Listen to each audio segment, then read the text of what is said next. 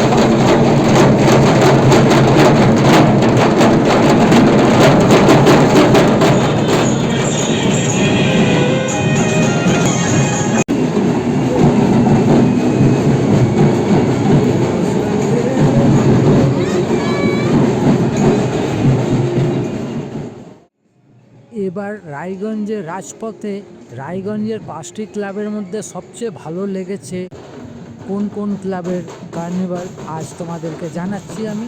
দেখো আর ভিডিও বেশি বেশি করে শেয়ার করবে, অনেক মানুষ দেখতে পারে যেন। আমার